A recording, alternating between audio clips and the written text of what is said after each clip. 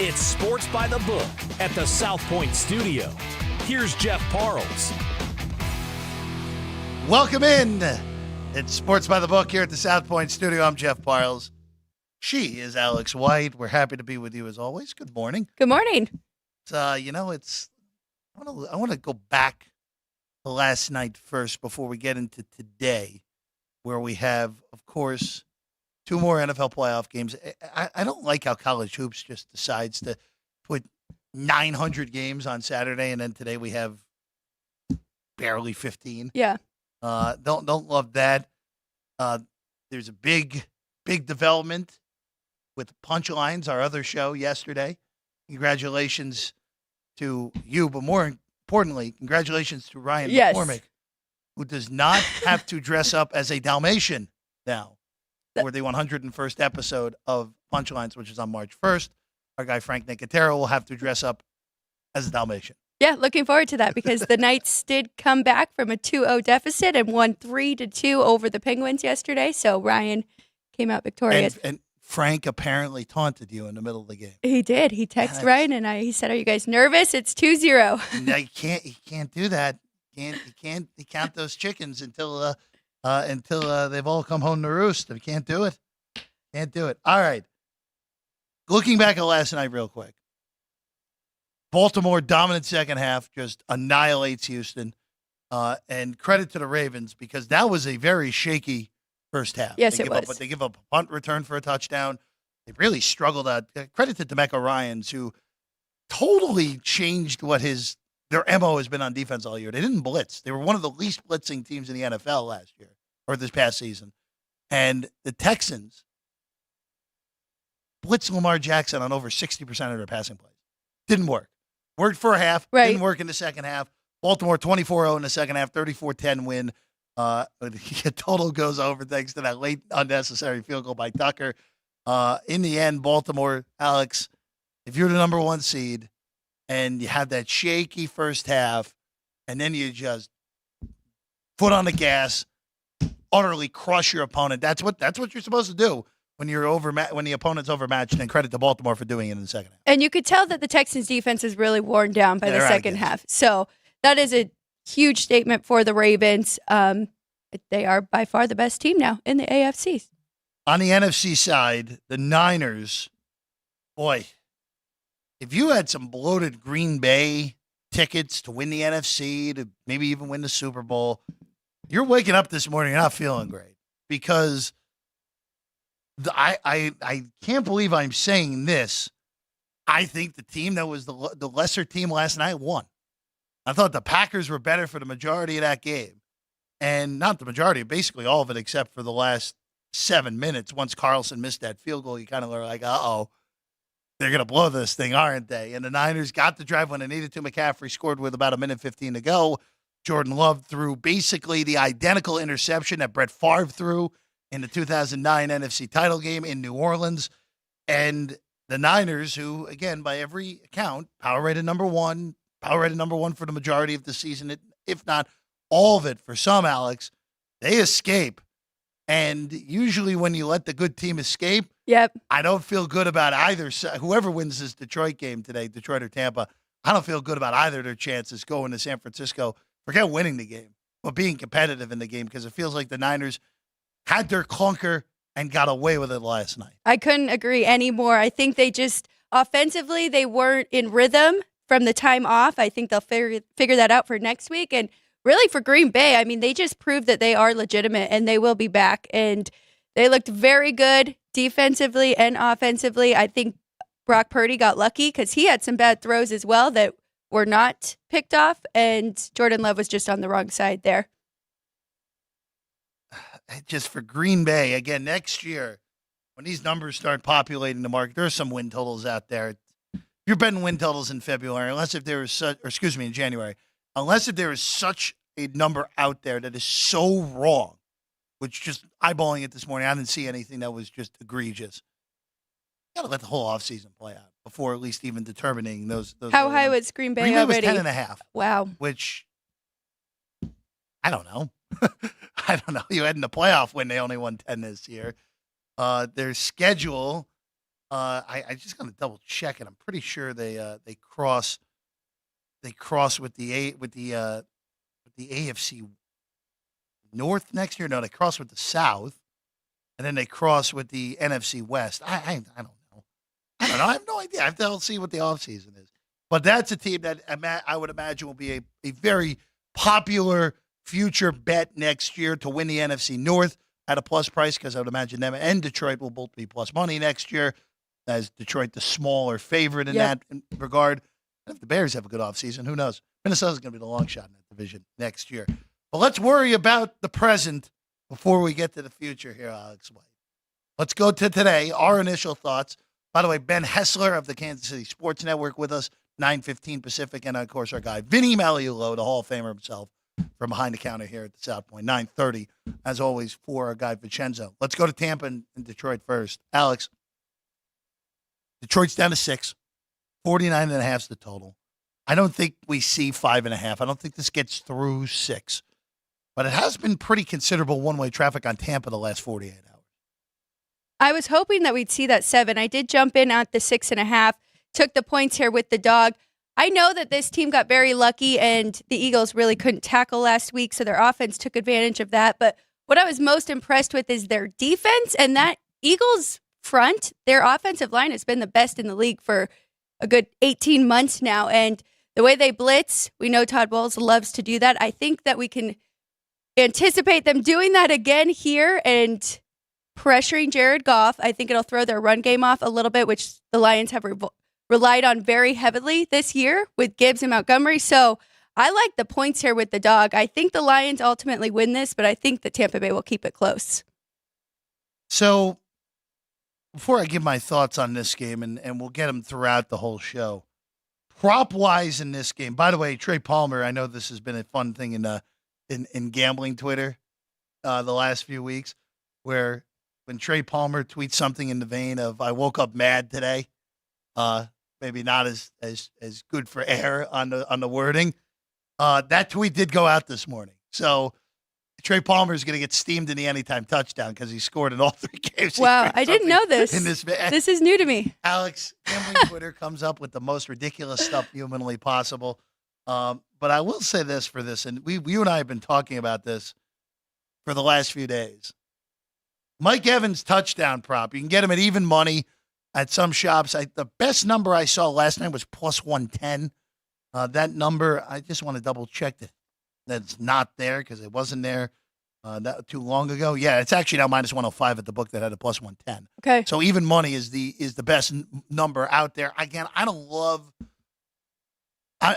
laying a price or just taking even on touchdown props very often, but we've had this discussion. We know what happens if we don't bet it. He's scoring multiple touchdowns if we don't bet it. But that was something you were looking at throughout this week. Mike Evans is due, and we've that's the do factor. There we go. There we go. I mean, through November, he scored a touchdown 4 straight, missed a game, then scored in the next 2, and then he has it in the last 3. So once we kind of noticed that, we started talking about it, and as soon as we jumped on December 31st, he hasn't scored since. And then, of course, we know last week he missed a wide open pass there that would have definitely been a touchdown for him. So, yeah, I like Mike Evans in this. It is tough because Cade Otton has been really good for Tampa Bay. They have Chris Godwin. So Baker Mayfield has other targets, but we're going with the tall wide receiver here in this one.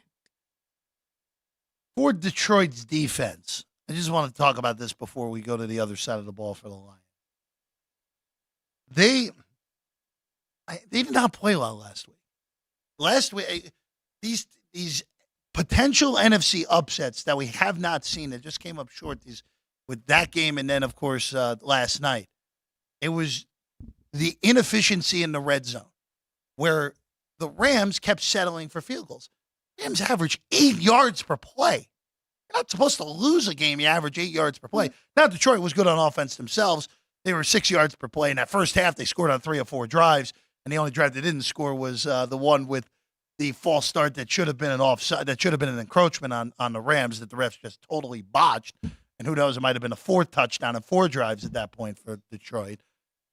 But, Alex, this defense for the Lions, we talked about it last week. They got away with it this defense still stinks, especially against the pass. And the question always comes to me of, is this Tampa offense a passing offense that is capable of taking advantage of this? They took full advantage of Philadelphia's disaster last week. Totally different circumstance on the road, especially with all the one thing that didn't go right for the Rams last week were all those pre-snap penalties in due part because that crowd was an offense rocker with how loud it was. You make great points. We all know the Lions secondary is their weakness. I do think Tampa Bay can take advantage. And like you said, they did last week. Typically, they're a team that goes run, run, pass. And they switched it up last week knowing that the Eagles had their troubles in the secondary. So I think we'll see that again here with Tampa Bay. I'm not saying they win outright, but this is a feisty team. Everyone's already counted them out even before they won this division. So I think that they'll hang in this one for sure. So we're at 6. The best of the numbers gone. I can't do anything here. Again, I mentioned this on, I don't remember, I guess it was Thursday when you were not here. If you tell me this game starts at noon our time, 3 local in Detroit, you tell me by 6:15, all right, the Lions won this game 38 to 17. Cool. Totally see it. You tell me the Bucs went on the road, Baker Mayfield played great, and Tampa found a way and stunned Detroit. All right. I can see it. The only thing I think I feel pretty good about, and now I missed the best of the number on a total, and I don't know if I want to chase it, because there is a pretty reasonable difference between 48.5 and 49.5. See you later, 28-21, which is a legitimate final score. You're now a loser at 49.5 as opposed to the 48.5. With that said, I would not want the under in this game. I really wouldn't, Alex. I just think this is one of those where I think both of these defenses are going to have their sort of struggles, unless if, again, Tampa's blitzing, third highest blitz rates in the NFL this year, if that blitzing comes into fruition. I think you can feel pretty confident waiting for halftime and betting the second half, depending on how the first half goes. We've seen it all last week in the Super Wildcard round. We saw it yesterday. Either defense comes out and it's a very slow, tough first half, and then we see a lot of points in the second half, just like we did with Green Bay and San Francisco, or vice versa. So, I mean, if this game comes out, and with the Rams and Lions last week, flew over in that first half, right? And then I can't remember, I think 7 points scored in the second half. So I think you could kind of go opposite here. I mean, unless they're both just moving the ball. And like you said, you don't feel comfortable taking an under, even if it's a second half under there. Any other props you're looking at in this game? No, just that Mike Evans? Nothing? Just Mike Evans, just yeah. Mike Evans. Again, this is, of the 4 games this weekend, this was the toughest handicap. And this is honestly 3 of the, last night we were wrong. Both of us were wrong. The first game, Baltimore ended up getting there after that slow start. In retrospect, that was probably both.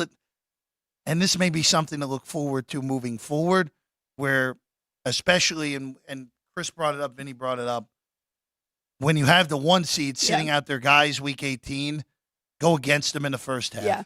I think that may just be an auto going forward, and if you get blasted, you get blasted. That's all it has to be. Both Houston and Green Bay with ease in first half numbers yesterday in both of those games. All right. Let's go to Kansas City and Buffalo, and we'll have plenty of thoughts on this game throughout the show. 2-way action on the desk, as our friend Vinny Magliulo would say. Chiefs and Buffalo, this has been the epic toggler here at the South Point. All right. I'm going to make sure I get all these right. Open 3. 2.5. 3. 2.5. 3. 2.5. 3. 2.5. 3. 2.5. 3. 2.5. 3. 2.5. 3. 2.5. We haven't moved off this latest 2.5 since Friday. I don't know what's wrong with everyone. We got to be moving these numbers constantly based off of that. That's 14 moves that I just spelled out there, Alex. Total from 46.5 to 45.5. I'll let you go first here. I know where you're going, but why are you going in that direction?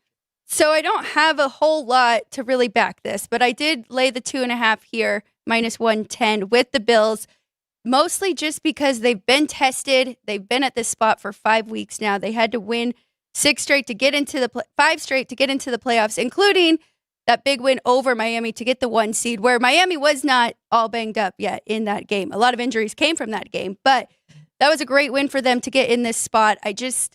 This Chiefs team has been inconsistent all year long. We've seen 2 really good games from them offensively, and that is against the Bengals, and we know the troubles that they've had this year. And then this last game against the Dolphins in that weather. So I'm not confident in that offense at all. I know their defense is elite. I think the Bills' defense is good enough in this one. The Bills' median at home this year is 29 points a game, and they've held teams to 17.5, and that is just enough if they can keep the Chiefs under 20 here. So just going through everything here. First off, our guy Sam Panayotovich was with us yesterday. I tend to agree with him that this total's too high. Where the weather in Buffalo, of course, they needed more snow shovelers again up there, but the weather, all things considered, you're not complaining. It's going to be 24 degrees with about 10-mile-an-hour winds with no precipitation. Perfectly fine for January 21st in Buffalo. Nothing wrong with that. You knew it's going to be cold. You right. kind of cringe there with 21 degrees, but that's not too bad for Western New York at this time of the year, Alex. That total's too high for one, and I agree with the move down a point. Now, there's 2 things at play here. I don't want this to sound like Mike Tomlin hasn't had an under 500 season ever, but this is Patrick Mahomes' first road game. We know this. This is the first time he's played on the road in the NFL playoffs. First time. The only non-home games were his 3 Super Bowl appearances. I don't think that matters. I really don't think that matters at all. I know that's been a narrative. I don't care. You play this game on Mars, I wouldn't care. It would be a little difficult to play on Mars. I get that. But I don't really care that this is the first time that they're going on the road in the Mahomes era in the playoffs. What I do care about for Kansas City, and I'm looking at the angles of going on the other side. Right. Where there are injuries on Buffalo's defense. There are injuries. The Kansas City's defense is relatively healthy, all things considered. But there are concerns about that offensive line. And the one area that Buffalo's defense is still healthy is their pass rush. So if you want to go out and bet Buffalo here short of the 3, that to me, forget Josh Allen, forget that offense. Your best argument to me is, hey, this is going to kind of look like the Tampa Super Bowl a few years ago for Kansas City, where I don't think that Kansas City's offensive line can hold up against Buffalo's pass rush. I think that's the best argument for betting on Buffalo in this game. Very good. And that game wasn't even close. No, I mean, they didn't protect Patrick Mahomes at all, but I think this offensive line is a little bit better than he had nobody. Well, I mean, left. look, they were down to backup left and right tackles in that game.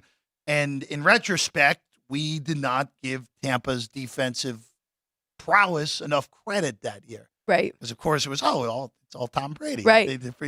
That's the turnaround. Now, on top of Tom Brady being down there and being the GOAT, the defense was awesome. Yes, that you're year. right. And we didn't give them enough credit. Now, granted, if Jared Cook doesn't fumble that football going in to put New Orleans up 2 scores 2 weeks before, New Orleans probably is playing in that game instead of Tampa, maybe even Green Bay in that game. But hey, that's a different argument for a different day.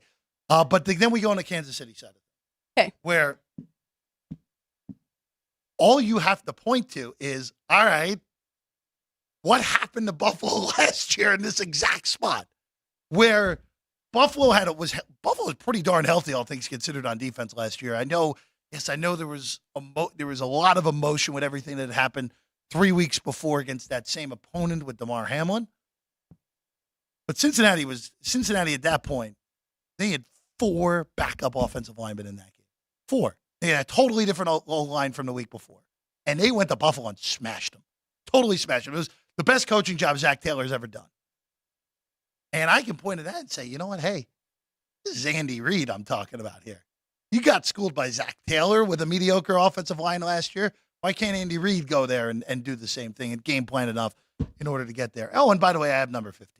As Panayotovich, as Sam said yesterday, as long as that dude's still out there, hard to bet against Kansas City, especially when I'm getting points. Kind of like the Super Bowl last year, Alex. The only thing I'll say to that is, what about Jamar Chase, T. Higgins, Joe Mixon. Sure, that is a big difference. It's a big difference Just in a slight weapons difference. that the Bengals had. Well, you're telling me Valdez Scantling and Justin Watson are not on the same level as Chase and Higgins? I will say this. One more thing on the Kansas City side. They're going to win this game. I think Pacheco's going to have a big day. Going to have a big day. And he was great in the divisional round, the wild card round against Miami. He's been great all year. You get a big game out of Pacheco, you alleviate the pressure, you open up a little bit. And as I said earlier in the week, Patrick Mahomes, that game last week, was the first time all year it didn't feel like he was forcing. And if he plays like he did last week, I do like Kansas City to go there, win it outright. And then next week, we were having this discussion where Baltimore, in the early numbers that have appeared, have shown up as 3-point favorites against Buffalo and 3.5 against Kansas City. If Buffalo wins and wins comfortably, Baltimore 2.5, I think, is in play, which would be an automatic bet on Baltimore, anything short of 3. I don't think you can move, even if Kansas City wins comfortably, I don't think you can move off 3.5 with Kansas City and Baltimore. I just don't see that happening. I don't think you should move off 3 with Buffalo, personally. But I know how to market as love Buffalo all year in comparison to what I have. If they win and they win comfortably today, that's going to move to 2.5. And I think that's wrong. I don't see either of these teams unless Baltimore gets turnover happy, going to Baltimore and winning next week. Now, it's a little bit different in the NFC side where Kansas City's Patrick Mahomes and Buffalo is immensely talented on offense. So I would give the winner of this game a significantly better chance, and a number will dictate it because it will probably be, we were having this discussion before the show, 6 points less potentially. Yes. Maybe even more if it's Tampa winning the NFC game today. Well, it will be more if it's Tampa winning the NFC game today. But this is really lining up for just down the road from us, Baltimore and San Francisco, like we all expected before the postseason. It really is. I can't see either of these teams, Chiefs or Bills, going to Baltimore and beating that team. If they're as dominant as they were in the second half yesterday, I think this is the Ravens' year to make it to the Super Bowl. Let's shift to some college hoops real quick because there's a game starting at the top of the hour that I want to get to before they get rolling in College Park, Maryland. Terps, Spartans, Big Ten ball. It's a pick behind us. Maryland even went to a favorite in some spots in this game. I'm a little perplexed with this move. Now, we know the theory in the Big Ten, as the three-man weavers have told us. You win your home games, steal a game or two on the road, you're in pretty good shape. I just don't think this Maryland team is that good. Now, that wild upset at Illinois last Sunday, I like Michigan State. I think this is one of those games where if you're the Spartans, you go on the road, you're starting to play a little better, back-to-back good, solid home wins against Rutgers and Minnesota. They've been bad away from East Lansing, but this feels like the spot to get on the right track, and they just got to keep piling wins because they are squarely on the bubble with all those losses in non-con. See, I was on the side of Maryland getting points here at home, but now that it has flipped this much, I didn't do anything. But Michigan State, 1-5 straight up, 1-4-1 ATS on the road. And then Maryland, not much better against the spread, though. They are 9-1 straight up at home this year, but just 4-6 against the spread. So nothing for me here in this one. But I do agree with the move here. And you just said it, the home team, if you can get points in this Big Ten conference, I always look to that. Yeah, so yesterday in the Big Ten, Purdue went on the road. They handled their business against Iowa. Nebraska won a tough game against Northwestern. Wisconsin, of course, on Friday night. I love that Wisconsin has now turned into this team that plays so slow and is scoring basically in the 80s every night. Just totally backwards for what they are. But for Michigan State, I mean, if you win this game, you're tied for 5th in the conference with everything that has gone wrong so far. Same deal. Winner of this game actually is tied for 5th. Doesn't matter who wins. Maryland also sitting at 3-4. As we all expected, Michigan is in last in the Big Ten right now. It's been an awful year for Juwan Howard and company in Ann Arbor. Speaking of the Big Ten, I want to hit one more here. This is a 1 o'clock Eastern game, noon local time in Champaign, Illinois. Fighting Illini, taking on Rutgers. Unknown because Terrence Shannon got the TRO in the case in Lawrence, so his suspension is going to be coming to an end. It is still unknown if he will suit up today. The market is telling us that he is going to play. And actually, the latest report is he's warming up. So it looks like he is going to go for Illinois today. 11 right now on the Illini at home with a total that has dipped 4 points from 145.5 to 141. Yeah, nothing for me here. I'm just going to watch this one, especially if he is playing here for the home team, who have been very good. That was a weird loss that they had against Maryland, but other than that, Illinois has been very good this year. So Illinois, I think, is one of the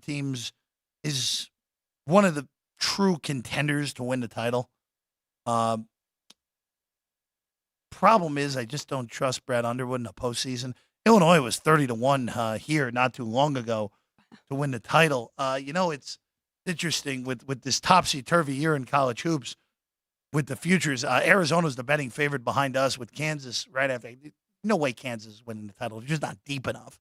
And their 2 conference losses have been abominations to two of the 4 worst teams in the league. There are numbers going into yesterday's action. I really don't trust Arizona either. Nah, Arizona should not be the favorite. I get why they are, just because of liability reasons and also the fact that they got off to that great start early in the year.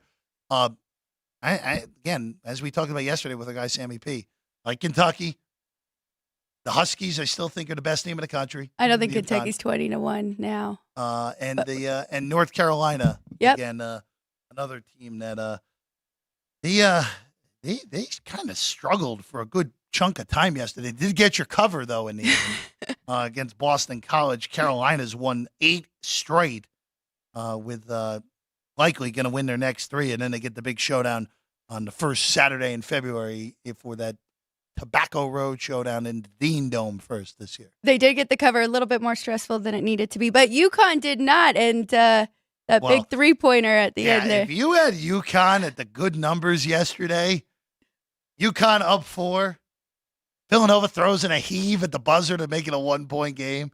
Just absolutely gross if you laid the early 3.5s that were out there with UConn yesterday. Huskies, by the way, winners of 7 straight as well. Probably they'll be double-digit favorites both games this week. Actually, they only have 1 game this week, but their next 2 against Xavier and Providence before a trip to Madison Square Garden on that first Saturday of February, which should be a dynamite game between them and St. John's. And Alex, for being from that area of the country, that still probably will play as a Connecticut home game. Okay. Just because of the nature of all those UConn fans traveling and making that short trip from the state of Connecticut to Manhattan. All right, we're going to take a quick break. When we get back, more college hoops. Check in if Alex White has some hockey as well on a Sunday. And Ben Hessler joins us in 15 minutes. That's next. Sports by the Book, South Point Studio.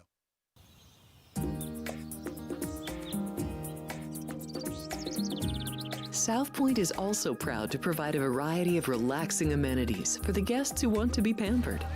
Soak up the sun and let your stress melt away in our lagoon-style Paradise swimming pool. A relaxing getaway where you can bask in the desert sun and enjoy seasonal food and bar service poolside. And if you really want to escape, come to Spa Costa del Sur. From couple suites to a co-ed wet area, our spa caters to business and leisure travelers who want to unwind and elevate their senses. A visit to one of our spa's steam, sauna, or whirlpool treatment rooms will leave any guest feeling like they can take on the world. Our gaming amenities include over 60 table games and over 2,600 of the most popular slot and video poker machines. We have penny slots, including the popular Buffalo games, and real machines like Wheel of Fortune, 777s, and Megabucks. If you prefer video poker, try Deuces Wild, Double Double Bonus, or a variety of multi-denomination games. Or try your hand at one of the most popular casino table games in the world. Blackjack. Don't let the game intimidate you. Blackjack, also known as 21, is both easy and fun. And our dealers are always happy to assist. And the best part? Blackjack always pays 3 to 2. Next, check out the roulette tables. Roulette is one of the easiest casino games to learn, and so much fun to play. It's a favorite of both beginners and seasoned players. In addition to blackjack and roulette, our casino pit features over 60 popular table games like Baccarat, Pai Gow Poker, 3-Card Poker, Ultimate Texas Hold'em, and Mississippi Stud. So get out of your room and come join in the fun.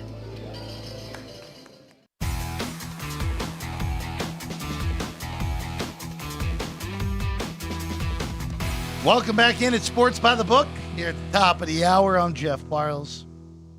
Alex White alongside, as always, Ben Hessler of Kansas City Sports Network with us in 15 minutes, host of Benny and the Bets for KCSN. We'll get the KC perspective of the late game today. We'll also see what bets Ben may have on both games today in the NFL. All right, I want to go over back to college hoops real quick. Memphis is on the road in New Orleans today to take on Tulane.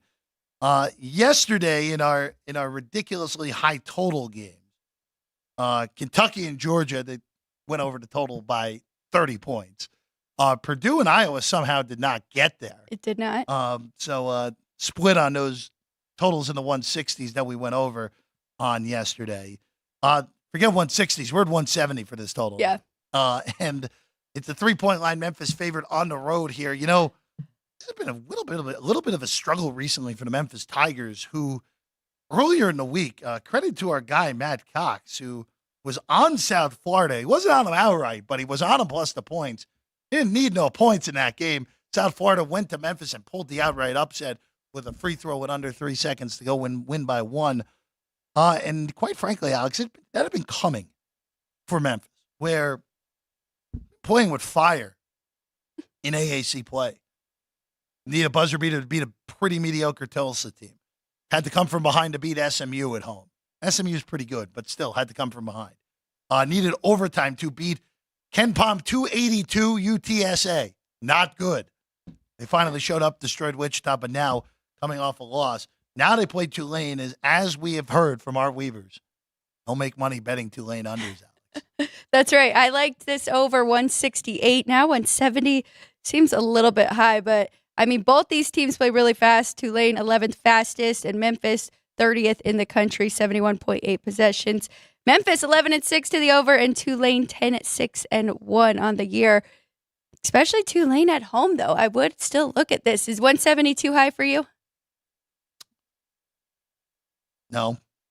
I had to think about it. No, it's not.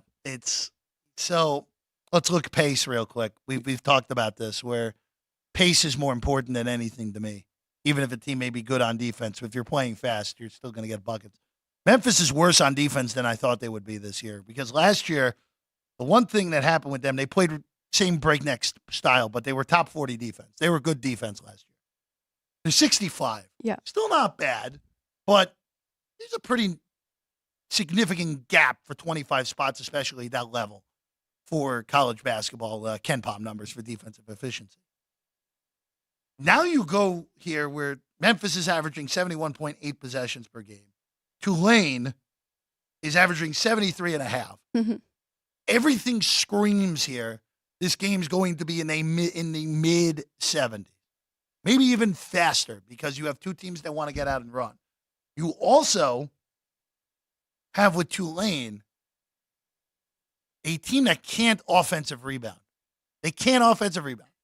Wow. So you're going to get a lot more. You're going to get a lot more possessions here. You're not going to have a lot of these possessions where it's like, oh, Tulane's getting 3 shots. No. It'll be one and done more times than not. You're going to like this, Alex. On an offensive glass, you know how many teams are worse than Tulane? Well, they're 361, so how many does that leave us? It leaves us one. One team. Leaves us one. Only Tennessee Tech is worse on the offensive glass as an offensive rebounding team. So I actually like Memphis. I don't mind that. If you lay a flat 3, no problem with that on the road. It feels like a good bounce back after that loss to South Florida.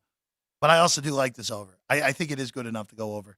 170, even though this is an astronomically high total on that one. All right, speaking of South Florida, they host Wichita. 151.5 the total. This is another one. We talk about this in college hoops. This happens from time to time. Total as low as 150, as high as 152 in the market. Shop around on whatever you want. The big question here, Alex, is can you get there on the Shockers who have really not played well this year at any point?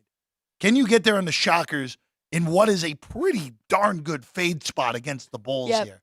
Yeah, I think 4.5 is enough to take here with the road team, South Florida, coming off that big win at Memphis. You're right, though. I mean, Wichita State has not been good, lost 6 in a row, but 5 of them were really good teams. The one bad loss was against Temple there, but I did take the 4.5 here with Wichita State. Wichita has won once since the calendar turned to December. Only win was against Southern Illinois. They beat them by a point. You mentioned it. I mean, they lost to Mizzou. They lost to South Dakota State in this current losing streak of 6 straight. You're right. Kansas State, borderline tournament team. KU, obviously good, even though they're down. North Texas, I think, is extraordinarily underrated. Temple, bad loss. Team in the 230s, horrible loss. Memphis and Florida Atlantic, who are the 2 best teams in the league.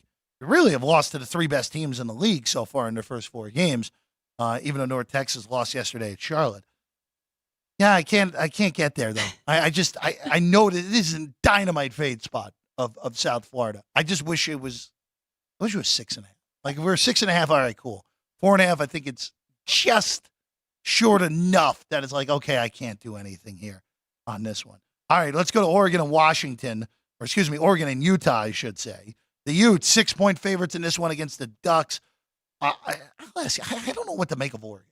Really don't know what to make of this team where you look at the metrics, they're pretty average.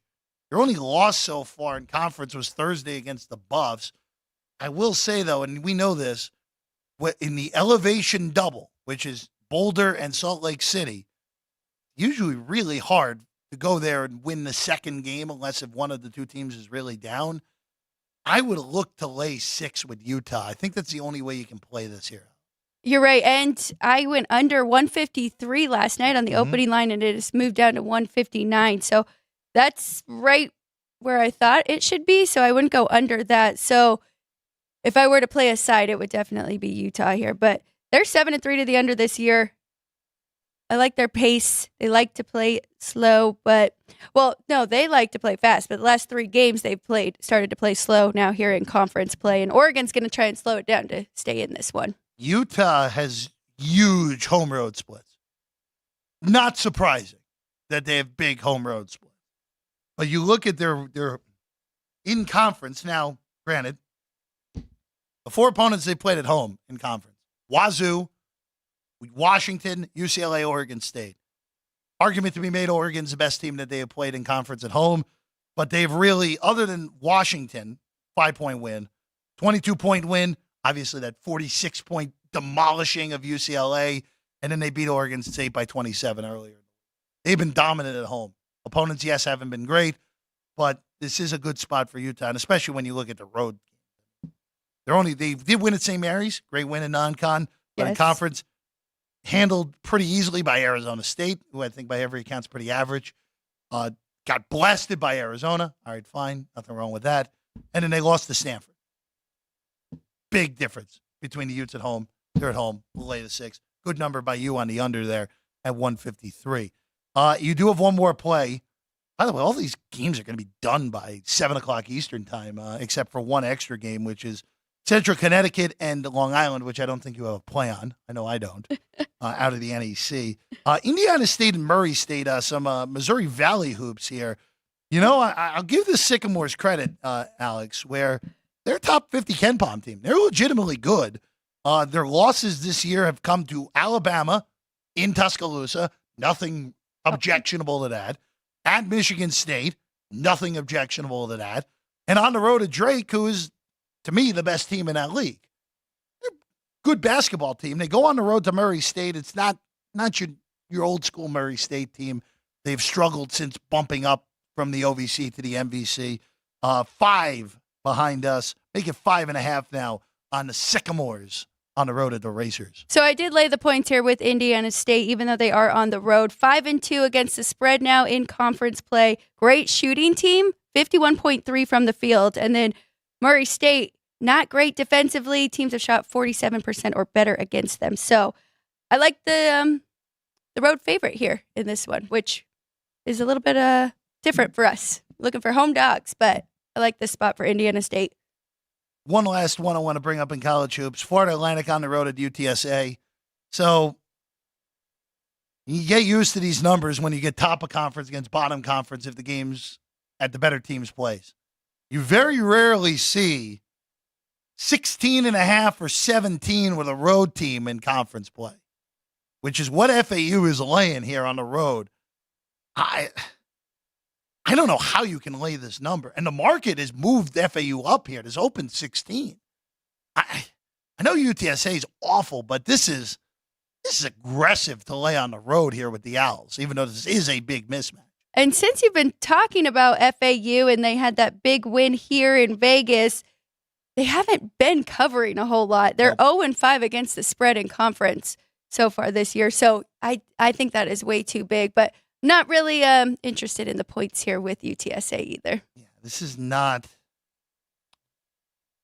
I wish it was a better. UTSA was even just a little bit better, but this number wouldn't be this if UTSA was just a wee bit better. All right, let's go to some other things today before we shift back to the NFL. 6 hockey games today. You have. I'll ask you this right out of the gate. So the Islanders fired Lane Lambert yesterday. Patrick was now the new head coach. Classic Lou Lamoriello move. They host Dallas. Do you give anything? We talk about this in football all the time. But do you give anything to a hockey coach bump from someone getting canned and the new coach coming in? And look, the Islanders have had look good for a good chunk of the early year, but they have been dreadful for about a month now. They're $1.05 at home here, small underdog against Dallas. Is that good enough to take a shot at that or no? I think so. I wish I had actual trends and numbers. I might have to dive into that when I have some free time. But I know the Oilers did well this year, and we've seen other teams, especially that first game. The Islanders are good. I do think they're a good team, so I wouldn't mind doing that here with a team that's above average. And the Stars are they've been inconsistent all year long. And Ottinger was, dealing with some injuries, and now he's kind of back in that starting role in net, but they've still had their ups and downs here. And that's how hockey goes, just like NBA, right? It's such a long season that you can find good spots here. So I don't hate it at all, especially against the Stars team, Ben. I know totals today, which I typically love to look for some good under spots. If I were to play anything, it would be Toronto on the road because the Seattle team has been struggling as well. And Toronto too. I mean, they're 1-4 in their last 5, Seattle 2-3, but the Kraken just aren't great at home. They don't take advantage there. They are 8-11 at home this season. So I like Toronto in this spot. And then I also like the Red Wings plus 1.5. That has become one of my favorite bets here. You do have to lay some for that, though, to keep it close against Tampa Bay. Oilers, you mentioned the Oilers. The Oilers set the record for most consecutive wins by a Canadian team last night. They 13 in a row. Really good, yep. Yeah, just pretty good. Win 13 straight games, and you're still in third place in the Pacific Division. This kind of shows where they were, where, yes, hey, you could end up with a VGK Edmonton showdown yet again in the postseason, which I'm not sure who would like to see that, at least as a first-round opponent. I'd love to see it as a fan. But, yeah, no. But for a first-round opponent, boy, if that's your matchup, that's pretty dynamite with Vancouver, of course, leading the Pacific Division at the moment. All right, we'll take a quick break. When we get back, Ben Hessler, of course, Benny Hess joining us next of the Kansas City Sports Network. We'll get his thoughts on the game in Blester, New York, and more when we get back. Sports by the Book at the South Point Studio. South Point offers all the types of entertainment you'd expect at a first-class Las Vegas resort. Did you know our 400-seat showroom is one of Las Vegas's top destinations for live entertainment? Enjoy live performances by classic Vegas entertainers, bands, and today's hottest comedians, plus a rock and dance floor. You can also enjoy live entertainment at the Grandview Lounge, where you'll feel all the vibes of old Las Vegas. Enjoy the music, and if you love to laugh, don't miss The Dirty at 12:30, our very own free comedy show. Every Friday night at 12:30 a.m. in the Grandview Lounge. The Dirty is 100% free, so arrive early. Go to southpointcasino.com or call the box office at 77136 for today's performances at the showroom and the Grandview Lounge. When you're ready for your favorite cocktail, stop in and unwind at one of our 7 specialty lounges. There's a bar around every corner, because you're in Vegas, baby. South Point Casino has plenty of attractions for the whole family. Catch a movie. Our 16-screen movie theater includes 2 XD Extreme screens for the ultimate in viewing, sound, and luxury. After the show, treat the family to a variety of treats at our old-fashioned ice cream parlor, Kate's Corner. We scoop up a variety of creamy concoctions, including smoothies, hand-dipped cones, milkshakes, malts, sodas, and sundaes. At Kate's, there's something for everyone. And if you've still got time to spare, our bowling center might be right up your alley.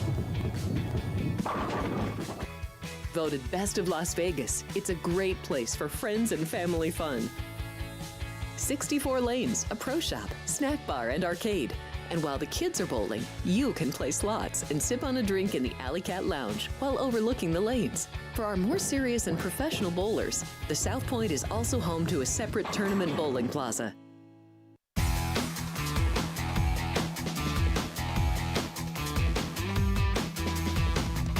Welcome back in. Sports by the Book is the show. I'm Jeff Parles. Alex White's here as well, and now joining us.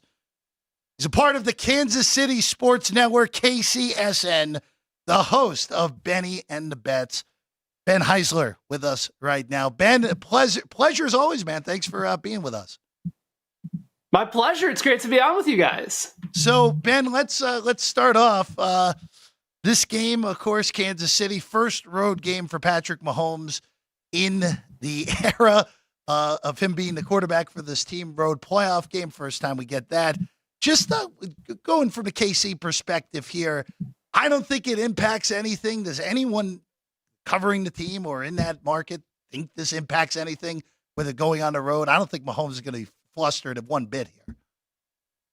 I don't think he's going to be flustered either, guys. And I think when it comes to the real sort of conversation about Kansas City, at least locally, I know that from a national perspective and from the betting markets, they would tell you that it does matter. But every sense about this team is that they've kind of been looking for a new challenge to take on, right? Like it's been their offense and the consistency's there, and they're always trying to find that new narrative. And I think about all the greats that have done this before, even with guys like Michael Jordan. We learned about it from The Last Dance, where he would make stuff up where if somebody thought he was doubting them, it would be a new motivational tactic. And a lot of times I find it to be a bit ridiculous, but I think in the case of greatness, sometimes it needs to happen. And there's enough examples over the course of history that will tell you that. I don't think it matters one bit for Mahomes that he's playing in his first road game.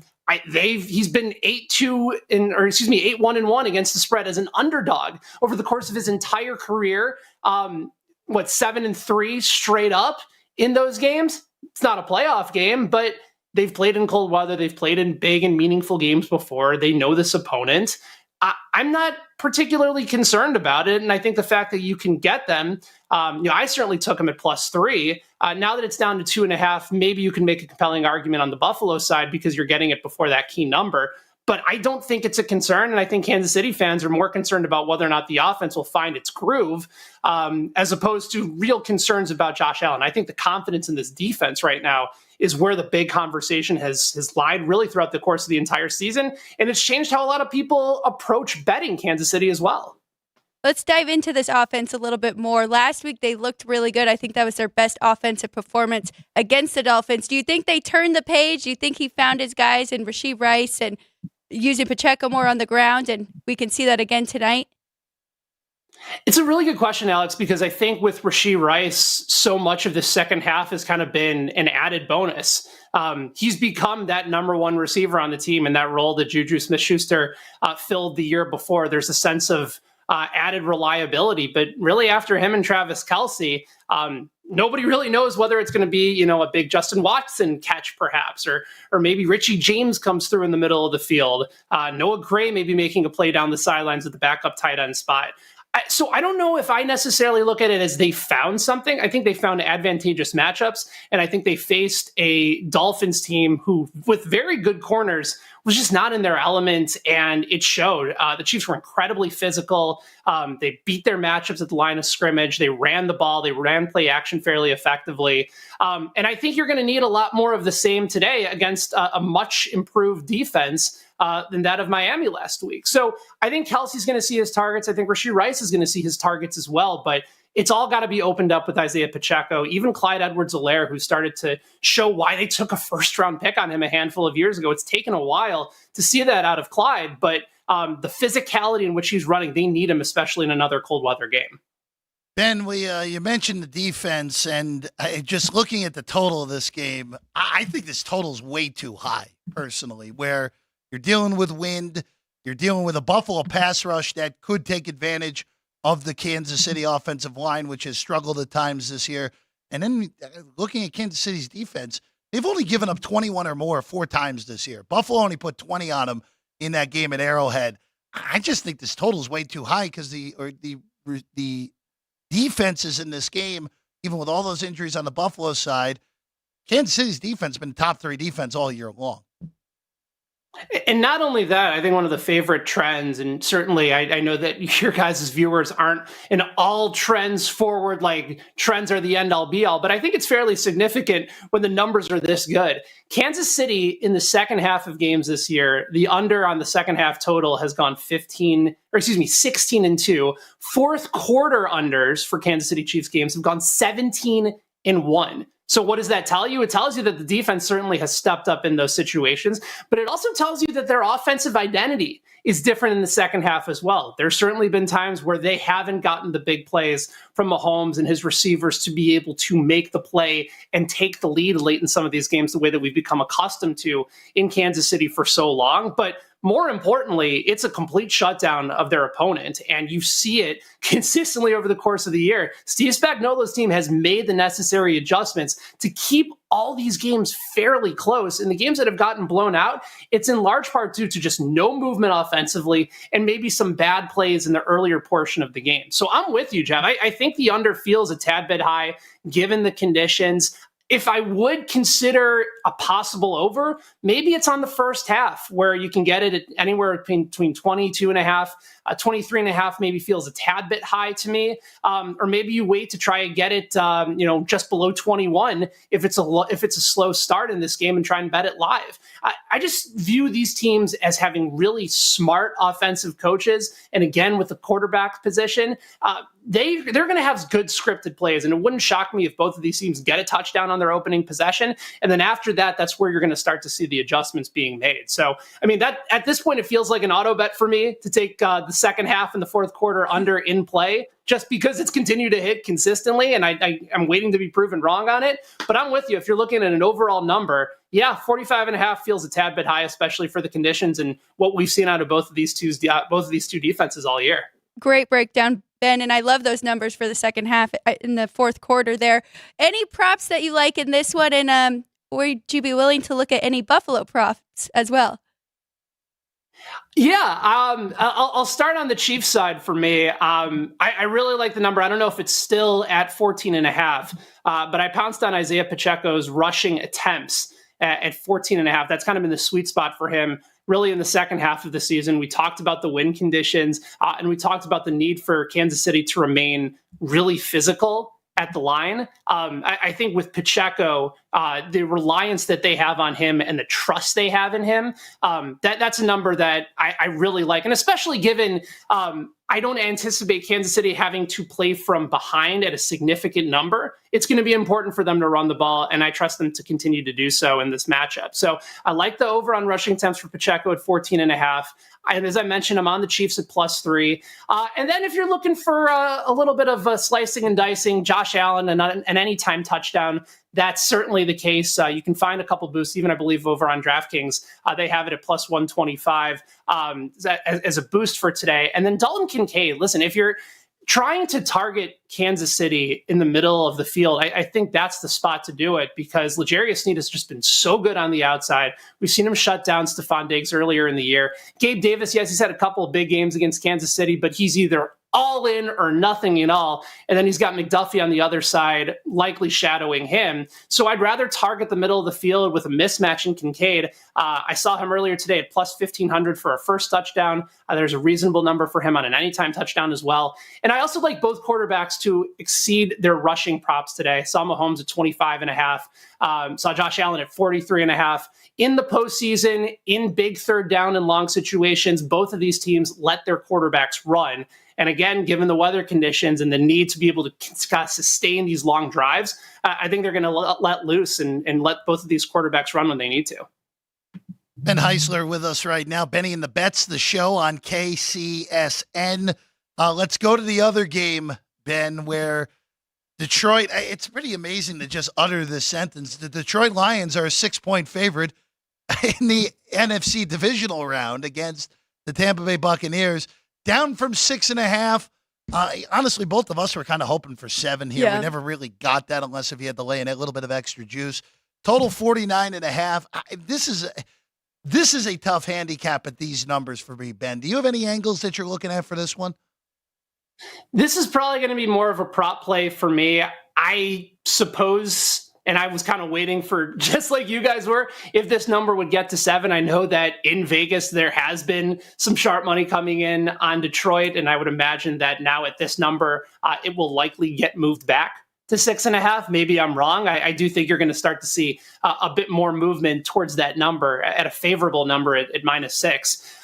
But I'm on the other side. I like Baker Mayfield in this matchup. He's always been that type of quarterback that I trust more when everybody has kind of cast him aside.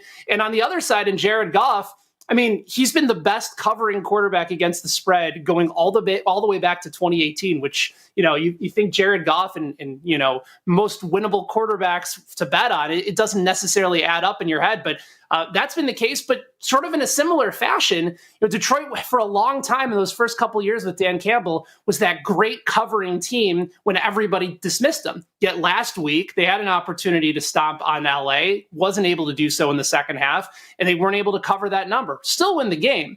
I could see a very similar situation here. I like Baker Mayfield to go over his completion attempts today. I just like the matchup because you can get Detroit on the outside. I think Mike Evans and Chris Godwin should have real nice games. Cade Otton started to emerge for them as well. And then on the other side for the Lions, listen, the Bucs secondary last couple games has looked better, but they've done so against a Carolina Panthers offense that is basically all but done. And then a Philadelphia team that really hadn't been able to move the ball over the last 6 weeks. Now you're facing probably the hottest head coaching candidate in Ben Johnson, who has done a remarkable job in turning this offense around. So I would imagine it's a good spot in this situation for Amon-Ra St. Brown. I don't mind the movement even towards his receiving numbers. I think you can still find it right around 90.5, and also the over on his receptions. Like, they're just going to target him a ton. They move him around the field. They're going to find advantageous matchups. So I lean Tampa Bay. If you can still get it at 6.5, I think that's the play for me. And then probably even the over too, guys. Like, these are going to be two offenses that move the ball. It's indoors. We've seen the numbers for Goff inside versus out. Baker doesn't have to worry about field conditions as well, and he's been a better performing quarterback on the road as well. So, yeah, give me Tampa Bay plus 6.5. Give me the over at 49.5, and let's see how this thing shakes out. Great stuff, Ben, on both games, really. So we're down to 6. Huge game today between the Chiefs and the Bills, but ultimately, who are the two teams who make it here in Vegas, this Super Bowl? Wow. It seems like I'm wanting to go down the chalk route. But, given sort of how this season has gone down, I don't look at either Tampa Bay or Detroit as a reasonable team to take down San Francisco. I just think the matchups are far better. I thought Green Bay would keep it close, and it's just because of the knowledge that both of these two teams have with each other. And the Packers had been playing better than both Tampa Bay and Detroit down the stretch of the season anyway. So I think their hardest challenge in the NFC is done. So I'll take San Francisco. And then if it's Kansas City, I'd like them to eventually, hang on to this game or at least cover. I just don't think Buffalo or Kansas City has enough to take on Baltimore right now. That was a huge lift for Lamar Jackson to get that win, and they really didn't play well in the first half. They started to figure it out defensively. They got some more pressure on the quarterback. And then offensively, they still have so many weapons, and if Mark Andrews is back, that opens things up even more. So I'll go chalk. I know it's boring, but I do believe it will be another rematch between Baltimore and then San Francisco in the Super Bowl out in Vegas. And I'm very jealous that you guys will be in beautiful Las Vegas to be able to observe it all. Yeah, well, it'll be a very interesting time. And all I will say is, I was having a conversation with a friend of mine yesterday.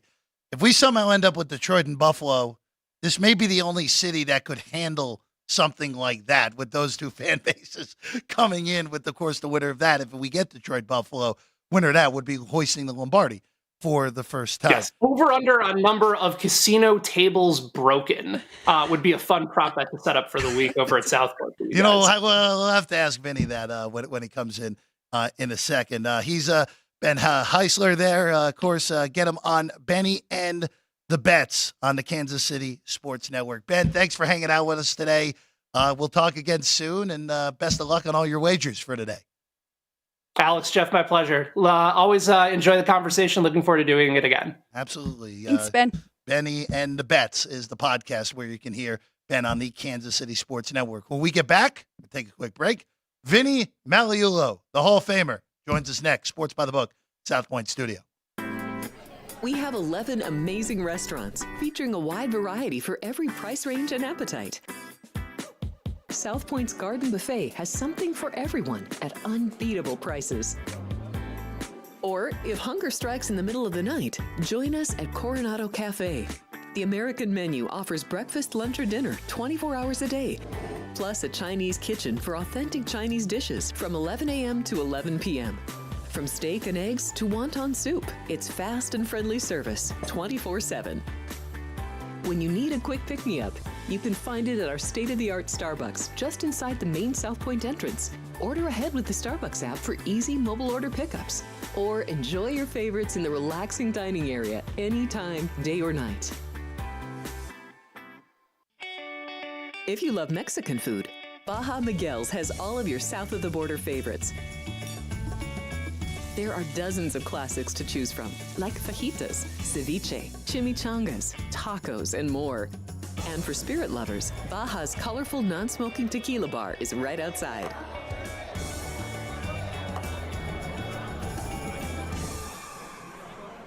Or maybe you're in the mood for seafood. Big Sur Oyster Bar has fresh seafood prepared right before your eyes. Savor freshly shucked oysters, crab legs jambalaya, shrimp and lobster. Beers on tap and a selection of fine wines are perfect to pair with your seafood favorite. Whether lunch or dinner, you'll love this fun atmosphere, located just off the casino floor. Ready to shake things up? Step back in time and treat yourself to one of the oldest restaurant chains in the country. Steak and Shake, famous for original mouth-watering steak burgers and hand-dipped milkshakes in a variety of flavors. For some old-fashioned fun, try Steak and Shake.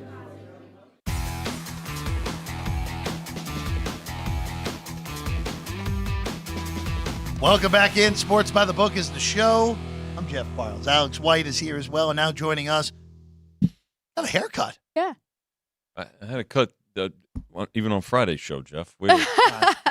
I thought I noticed yesterday. Thank you, Al. I did. I Looks just very good. shows. I guess shows the white shirt. My eyes are not good enough. The white shirt today brought it out. Yeah, I would Must say be. so.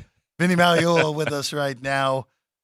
Vinny, I want to tread backwards first, Yep. and then we'll move to today. Mm-hmm. So yesterday, and to your credit, we were able to at least get Alex White off some first half stuff on favorites. Well, Underdogs cover first halves yesterday. yes. Houston gets annihilated in the second half. Mhm. Credit to Baltimore doing what a top-end one seed should do in the second half. No question. 24-0, 34-10 final. But that was last night. An escape job? I would say that was an epic escape job by San Fran, where few of my very good friends are Packer fans, including a mutual friend of ours, Ben Wilson, Mm-hmm. and he texted me last night and said that game felt as bad as 4th and 20 at the end when they lost Green Bay. That felt as bad as 4th and 26, which obviously is at the time was considered the second worst loss in Green Bay's franchise history, only to the blowing that Super Bowl against Elway a few years before, and the Brandon Bostic game, which is still to me one of the worst losses any team's ever taken in the NFL playoffs. Mm-hmm. I don't know if I'm going that far. He would know better since he's a Packers fan. But that feels like last night where, in the NCAA tournament, when a team wins a game they're not supposed to and then marches to the national title game, feels like that for San Francisco last night. Well, there's usually, in the NCAA tournament, it's a gauntlet, right? And certainly the one-and-done aspect of it, there always seems to be a close game. Even that, you go back to – unless if you're UConn last year. Yeah. Fair enough. But even, you go back to, those UCLA teams, go back to 1990, UNLV's run. I think it was Ball State that they had, I think in the second game, they had a very close game. So there are certainly,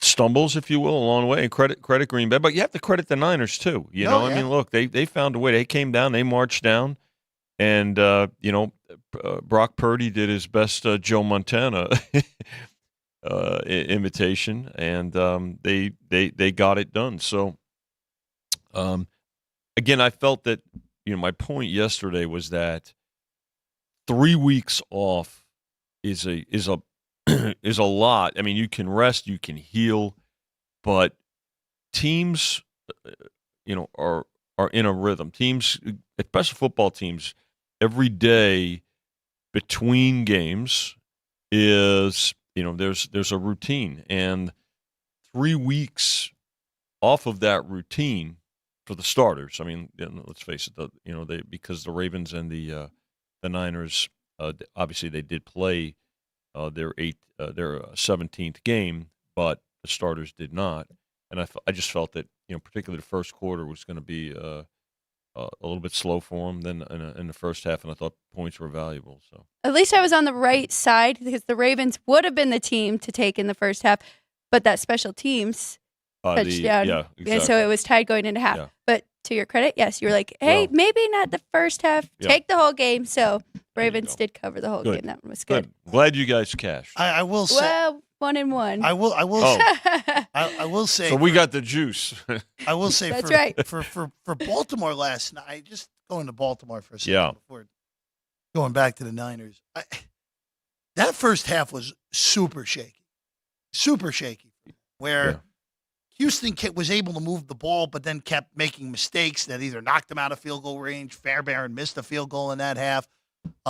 You never see Baltimore make special teams mistakes, and Mhm. Houston's only touchdown, what ended up being their only touchdown in Yeah. the Yeah. game. By the way, Baltimore played 8 quarters against the Texans this year, didn't allow an offensive touchdown. Pretty impressive against Yeah. against the offensive rookie of the year in C.J. Stroud. But that second half, you see that from great teams. Super Bowl Mhm. winning teams do Mhm. that to teams that, look, credit to Houston. No one expected them to be there. Mhm. Tied at halftime in a divisional round. If you told a Texan fan before the year, hey, you're going to be tied against the number 1 seed going to the second half of the second round of the playoffs, Yeah. they would have been like, you're out of your mind. Mhm. You'd be lucky to win 7 games. Right.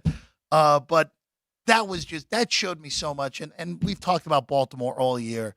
They've played up and beyond when their competition gets good. Yeah. And when they woke up in that second half, it looked like that Baltimore team that shelled Detroit, destroyed Seattle, and went to San Francisco and handled the Yeah. Niners by 2 touchdowns in their own building. Well, I think some of the other things we talked about was the depth of the Ravens defense was going to have to be was going to come into play one way or the other, and obviously it came in on a very positive note.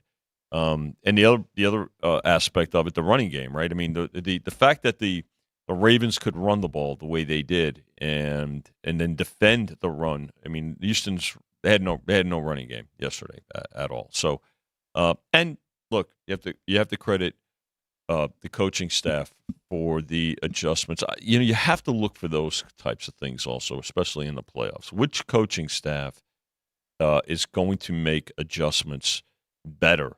And again, go to the Packers last week in Dallas, where there were no adjustments at halftime or throughout the game on the part of the Dallas defense. So look, again, 2 good games yesterday from our side of the counter. Good business, and the results were good because there were money line on the dogs, the big dogs yesterday. Really showed. But business was terrific. Folks did. We got a lot of late Packers and under like 51. Rain 51 and a end, half, yeah.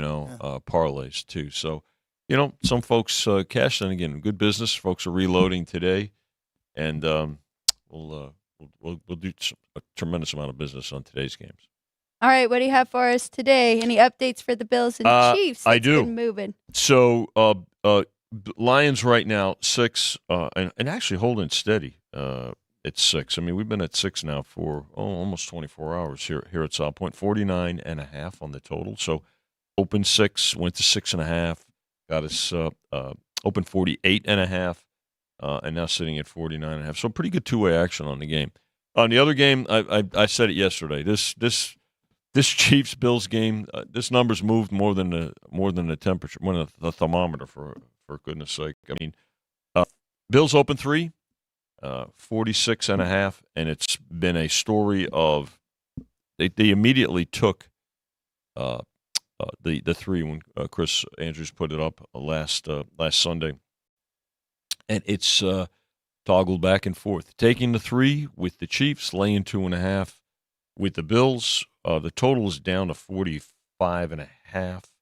I suspect it'll go up a little bit. I think Let's go get it higher. We've seen 46.5. Well, it opened 46.5, Yeah, and get it then back there. I think you're seeing some 46s out there. I think there'll be more money on there'll be more money on the over right now.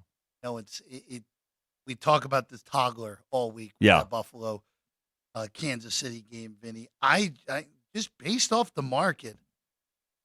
If this gets back to 3, it's going to be there for a blink.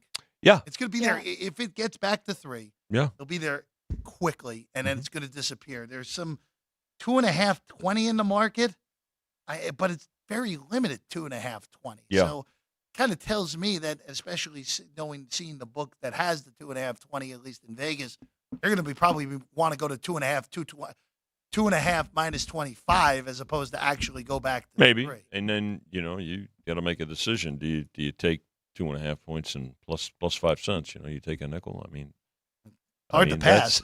Well, it is, but again, it's from our side of the counter. Obviously, I mean, there's no mystery. If the game comes Bills 3, then the lines behind us to cash will look like the Super Bowl. It'll be but they'll get ready for next week too. So that if it happens, it happens. What do you think, Vinny? Who do you like in this one? I really, you know what? I have to tell you, Alex. I think you can make a case for both teams, and I'm not hedging here. I'm just saying that you have to give the Bills so much credit for what they've done. They've been in playoff mode now for a month and a half, right? And they couldn't afford a loss down the stretch, and they answered the call for the last month and a half, especially given the fact that there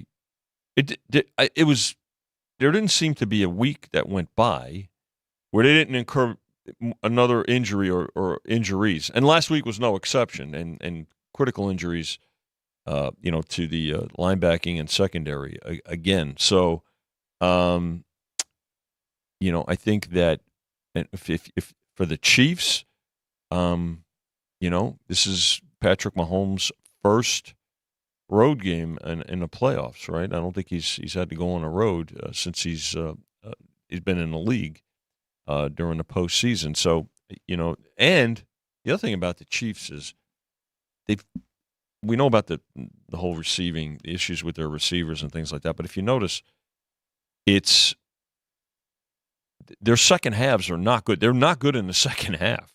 So if the game is close, which Chiefs team, they're going to have to, I think, try to get as many points as possible in the first half. Coaching advantage, I think, goes to the Chiefs with Andy Reid. And their defense is what's carried them all year. So, I think it's going to be a close game here. So I couldn't play the game myself. I mean, booking it is great, like I said, because it's great overall two-way action. But I think that when Chris, Jimmy, and I too, we're at the counter. You kind of interact with people too, right? And you want to hear what they have to say because people are putting their money up, So. And even on the phones, and when I say the phones, obviously the mobile apps, when the bets are coming in, who's a professional and who's not, and you've seen professionals, get involved on both sides of this game. So again, you can make a case for either team here. I think overall in the other game, I think there's going to be more support and starting to see more support for the Lions overall. In that game there. So I really, to me, it literally is a coin flip here. It's funny you say that about the Chiefs not being good in the second half. The Bills scared me in the second half as well. Mm-hmm. And they're 3-5 against the spread since week 11 in the second half. Mm-hmm. And we just saw last week they made that game way too close against the Steelers. Let them hang in there. Yeah. They did end up covering. But they let them hang around. So it is, again, it's two-way action on the desk, by the way. I know that comes as a stunner to you. You have who Buffalo. He has. Yes, No. exactly. Yeah. No, you know what it is. She's on Buffalo. I'm on Kansas City. You're okay. Of course. All right. Well, I'm also sitting on. But you took 3, I'm sure. Yeah. And I hope so. Yeah. Well, and also, it's just a matter. Instructing it's do. just a matter of we get back to 3. How much do I take more again? That's just basically what it comes back to. And also I'm sitting on, forget hedging. You and I had the hedging discussion a little bit yesterday. We're sitting at the household. We're sitting on a 10-1 Kansas City Super Bowl ticket. So, okay, we're all right. Hopefully we can get to next week. I don't like their chance. I don't like either of these teams' chances against Baltimore. The way what Baltimore has showed us against good teams. Which I'll ask you this because some books did put out some look aheads for next week after it was apparent Baltimore was going to win. Yeah. One the numbers I saw were Kansas City 3.5 and Buffalo was a 3.5 point underdog, and Buffalo was a 3-point dog. In Baltimore. In Baltimore. I mean, it's probably going to be right around a field goal. But again, I dislike. You dislike look aheads for. Well, I'll tell you why. Because what happens is you say it and you're basing it off of this moment with power ratings and pregame and everything like that. Well, then the games play out. What kind of injuries are there? Like for instance, last night, Deebo Samuel. He was. I mean, that's again. I've said all along, I think he's their most valuable player. So if something like that happens, and again, we've talked about it, right? The Bills have yet to come out of a game without an injury, a key injury, or injuries. So what happens oftentimes is that you can project, and then you come out and there's something different, and people are like, well, you said that. Yeah, but there's a lot of things that go into it. Particularly how teams come out of games and what their performance is during those other games. Even like next week, I could tell you right now, the second game next week is going to impact the number because it's the freshest game and it's the freshest thing in people's minds. You see, and that's what people remember most. They tend to, not professionals. Professionals will break it down. Professionals are making potential numbers now as well. So. And again, sure, we have potential numbers out there. And, there are props out there that in the event this matchup comes up, this is, you can bet it. You can bet it now, right? Which, by the way, review those house rules because of course. You're locked into those, whether they get there or not. And it should be anyway in terms of a stipulation. So going to the other game, real quick. So I'm not going to ask you what you would make the numbers now because of what you just said. Well, I mean, But- again, you're going to start at 3, and Well, then you're going to go from there. But it could very well be higher. Well, like because that's that's a huge home. You saw what kind of home field advantage it was yesterday. It's one of the best maybe the best right now. 8 pre-snap penalties by Houston yesterday. Yeah, 8. Yeah, in that game. Yeah. It's probably better. It's better than, I'll tell you what. Now Baltimore, it's better than Arrowhead. Oh, well, and it kind of also goes into what you and Chris have said also, where you take Kansas City out of Kansas City, they're still good. Yeah. Same deal with Baltimore. Oh yeah, well, we've seen it. Yeah, I mean, look, Baltimore, I think has. I agree with you. I think it's the best. It's one. It's probably right now. It's especially in the postseason here, and what we've seen during the course of this year. This team is on a mission, and so are their fans. Oh, look, a combination of Crab and Natty Boas goes a long way, right, Vinny? Yeah. Very good. They're in Baltimore. All right, to the other game, the early game. Vinny, this is kind of an interesting one because everyone has been wanting to pour money in on the Lions most of this year. Yeah. And if this had made it to 7, this would have been a take on Tampa if it had made it to 7. You opened 6, up to 6.5 about 24 hours later. And then Friday it went back to 6, and it has not moved. It's been very static at this 6. I don't think we're getting off of 6 personally. I don't know. We might. I mean, we would have yesterday, Jeff, if again, if there was more carryover, but there was not. There's not a lot of carryover going to this game. So, but again, the fact is that it's an earlier start too. I'm a little surprised that I thought that we would probably get the same times as yesterday. Now again, folks adjust, and everybody knows they're not going to get shut out by any means. But the fact that there's no carryover, and again, I just at the counter, there are bets coming in on both sides. So. Yeah, you're right, Jeff. There may be it may stay right there. I don't see it dipping below. I'd say there's more of a likelihood of it going up than coming down. Yeah, that was going to be my next question. I would imagine that if anything, the hook comes back on here 6.5. Not us dipping the 5.5. I don't think so. I don't. But again, I think we all are in agreement on that. The total. I'm just asking the total here because we're at 49.5.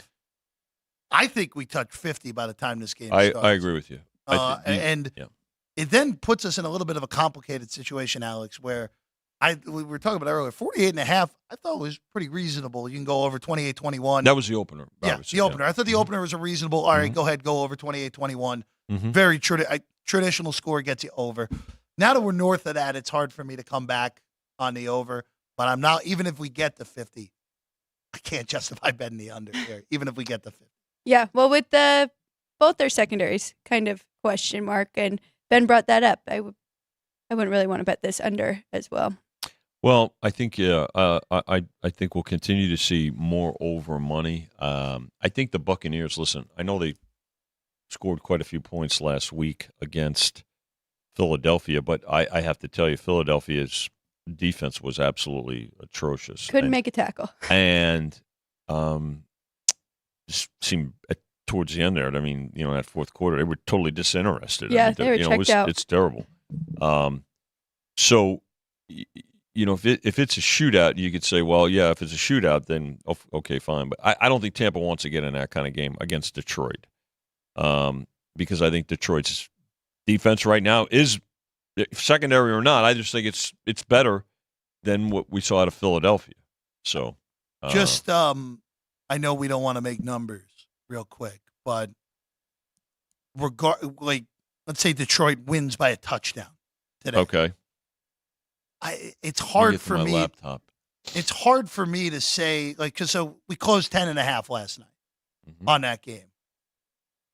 I mean, doesn't that probably just have to come San Francisco 8, San Francisco 9, and then just let the bettors take it wherever they want against Detroit? I don't think. I think that might be high, Jeff. Might be high. Might be come high. To 8. Come 8 then. that might be high too. I think on a pure power rating, it's probably, let's say 6, and then you go to the home field, so 7 is. But that home field, you saw what could it be 8? Could it be a touchdown? Maybe, but Well, yeah, right around there. If it's a touchdown, I will be on the favorite. I said a touchdown I can tell you that earlier. right now. Yeah, okay. So you think they come out of it? That feels like last night for San Francisco, where look, they get to the Super Bowl. It's a different animal because any of the 3 teams left in the AFC, even with Kansas City's issues this year, even with Buffalo's injuries, all 3 of those teams are capable of playing with San Francisco and beating San Francisco. I just have a hard time after escaping last night where Right. I thought Green Bay was better last night. He should have won that game. But when you don't convert red zone appearances into touchdowns and you miss field goals that you're supposed to make, San Francisco's too good of a team to make mistakes like that. Well, but yet San Francisco, they did make look at the way they handled the end of the first half. Honestly, it was not good. I mean, it so was not good. Is again, you have to. The Deebo Samuel factor is important, right? Is he going to be able to play next week? Okay. Who's got the better kicker, Detroit or San Francisco? Who would you say? Better. I mean, Alex, what would you go with? I'm going to say Detroit might have an advantage in that category. Okay. I mean, it's close. Slight. I mean, it's close. But It's close. So again, I mean, again, projections are, again, how do they come out of today, and what kind of health? And again, Deebo Samuel is an important component. But why is he such an important component? Let's say, well, you got McCaffrey. Deebo Samuel makes McCaffrey better, right? And you could say McCaffrey. No, he did, and he that last touchdown. I'm talking about during the course of a championship game, right? Which is you're talking about representing the NFC in the Super Bowl. They're gonna need him to make them to be better, for them to be better. I mean, I can tell you right now, if Deebo Samuel plays next week, it impacts the number, not greatly, not like the quarterback would, but could it impact it by a half or a full point? Yeah, may depending on how Detroit comes out of today. Yeah, a lot does depend on this game tonight because I think, to Jeff's point, watching that Green Bay team last night, I mean, they look better than the Lions right now and how they've been playing down the stretch. But we also haven't seen the Lions in a while. So let's see how they look today against Tampa Bay. Yeah, and I also am curious, like, again, Detroit will have to go on the road. Yeah. And there isn't a lot of a home field in San Francisco. I think we're all in agreement with that. It's a very sterile environment in Santa Clara. It's interesting you say that. Yeah, I mean, there were quite a few Packer fans, but Packer fans, they travel. They travel. But you know what's amazing too? Niner fans, we've seen how they travel too. So you wonder how how would they not have more of a home field advantage, right? Niners had a better home field advantage at Allegiant Stadium last year than they did at everybody Levi's. Everybody did. Everybody did. Very true. But yeah, it's kind of interesting. But again, what happens if the weather next week is like yesterday? I have to tell you, that rain impacted the game. And we say that it's wind more so. Was bad because of I'm telling you that the rain was a bit of an equalizer, more of a factor yesterday. The way it was coming down and things. So the field is pretty beat up. Yeah, but I feel that turf's always been bad. By the way, as of the moment, I don't think you can do better than this at any time of the year in the Bay Area. Next Sunday at Kick is supposed to be 70 degrees. Really? With no precipitation and no wind. All right. That's good. You legitimately cannot ask for better weather. If it's those two teams, that might be bad for the Lions. Which I will say, if it is Detroit, that's a huge deal for them because we've seen Goff's problems in the past in inclement weather. Mm-hmm. Cold especially. Granted, you're never going to get that cold in Santa Clara, but if it's 70 degrees at kickoff, I mean, that total might not be high enough. I was just going to say, right. It'd be a nice high total for sure. Yeah, you might have to make that total in the low 50s. Probably start at 51, right? and go from there. Yeah, it'll be, So it could be 2019 all over. who do again. you have in this game, Jeff? What the Detroit game? Yeah, I think the Lions win, but I'm not strong enough to bet it. Alex. Did I you- took the 6.5. You took 6.5. Yeah. Okay, good. I think the Lions win By the way, too, just but I wanna- think they keep it close. I know we're up against the clock. I do want to credit one of our locals here and listening out there. And I'm going to check this score here, Jeff, because we were talking about it off the air. Michigan State, Maryland. Today is Lefty Driesell Day. That's not going well for the Terps right now. So we'll have to see what the second half brings here for Coaching for the the team in Terps. the second half. He might come. be a difference. You know, he might come in and give a little halftime talk. Not to get morbid. When you brought that up, I did not realize that Lefty was still with us. Apparently, he's 92. He is. So. He is. I did not realize he was still with us. Yeah. By the way, yesterday, I will just before we get out of here, Vinny, 100+ college hoops games yesterday, and as has been par for the course so far this year in college hoops, Kansas loses to a team that's under 500. A tough spot to get to again in Morgantown. Look, it's a difficult crowd to deal with. It's very difficult to get there this time of year. I've heard stories about teams going early and then trying to get a bus from the hotel to get to the. I mean, it's a tough. That's what part of about a home field, home court. I should say. Arizona's down 18, comes back, beats UCLA. Yeah, you're right. If you had early numbers on UConn, I'm sorry with that half court game that gets home for Villanova, and then Duke loses outright to a team they beat by 30 10 days ago. Yes, and we talked about that, right? We talked about Pitt making a better showing because they got blown out, and Capel going back to Cameron, right? So yeah, for crazy. sure. What a sport this is going to be. What a tournament this is going to end up being this year, because it's just a layer.